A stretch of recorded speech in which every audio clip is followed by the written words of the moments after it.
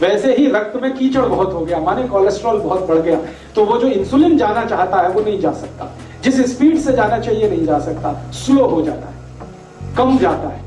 या कभी कभी ऐसा हो जाए कि रक्त बिल्कुल गाढ़ा हो गया, एकदम थिक हो गया, तो वो इंसुलिन बैठ जाता है वहीं पर और ग्लूकोज को लिए रहता है अपने साथ, ग्लूकोज उसके ऊपर बैठता है, इंसुलिन वहीं बैठ जाता है। तो वो बैठा हुआ इंसुलिन है जो रक्त में डिटेक्ट हो जाता है, जब भी आप चेक कराएंगे ना तो ग्लूकोज आ जाता है, तो उसी को कहते हैं ब्लड शुगर इतनी बढ़ी हुई है। अब आप ध्यान रखिए, ब्लड शुगर का चीनी के साथ कोई कनेक्शन नहीं है, कोलेस्ट्रॉल के साथ कनेक्शन है, हमेशा याद रखिए। फिर उतनी देर के बाद वो खत्म हो जाता है, साइकिल नहीं बना पाता। साइकिल तो वही इंसुलिन बनाएगा जो आपकी पैंक्रियाज से निकलता है। तो आपको क्या करना है, डायबिटीज के पेशेंट को भी सारी ताकत इस बात पे लगानी है कि उनका रक्त का कोलेस्ट्रॉल घटे, और जैसे जैसे कोलेस्ट्रॉल घटेगा, खून पतला होने लगेगा, ये इंसुलिन ही ग्लूकोज लेके जाने लगेगा अंदर जो नहीं जा रहा है। सिंपल सी बात है। तो डायबिटीज के पेशेंट को भी वही करना है जो हार्ट के पेशेंट को करना है। तो हार्ट और डायबिटीज एक ही सिक्के के दो हिस्से हैं। इसमें भी खून को पतला करना पड़ेगा, कोलेस्ट्रॉल कम करना पड़ेगा, अच्छा कोलेस्ट्रॉल बढ़ाना पड़ेगा, बुरा कोलेस्ट्रॉल कम करना पड़ेगा। तो वो सब काम करिए जो आप हार्ट के लिए करते हैं। माने हार्ट पेशेंट और डायबिटिक पेशेंट का एक ही प्रिस्क्रिप्शन है, मेथी दाना खाइए, आंवला खाइए, अर्जुन छाल लीजिए, और ये आपको बताया जितने प्रिस्क्रिप्शन थोड़ी देर पहले मैंने कहा, घी बदल दीजिए, नमक बदल दीजिए, तेल बदल दीजिए, ये सब डायबिटीज के लिए भी लागू होंगे। जो हार्ट के लिए लागू होगा वो डायबिटीज, बस एक ही चीज लागू नहीं होगी, एकोनाइट।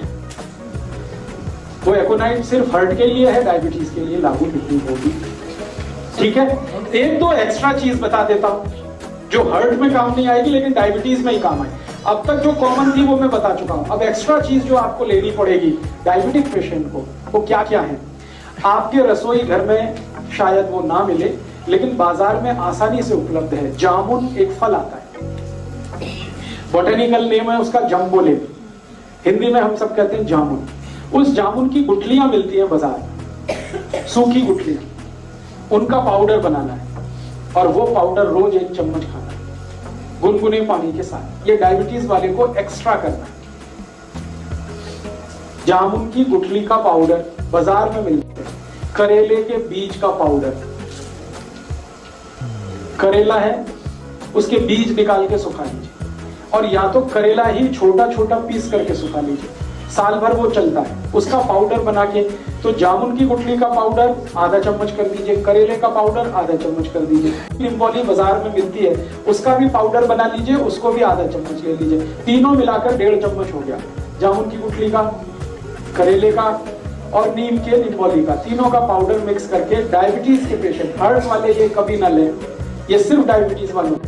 3 महीने लगातार, फिर 15-20 दिन ब्रेक, फिर 3 महीने लगातार, फिर 15-20 दिन ब्रेक। जब आपको लगे कि आप सब कुछ नॉर्मल हो गया है तो धीरे धीरे बंद करें।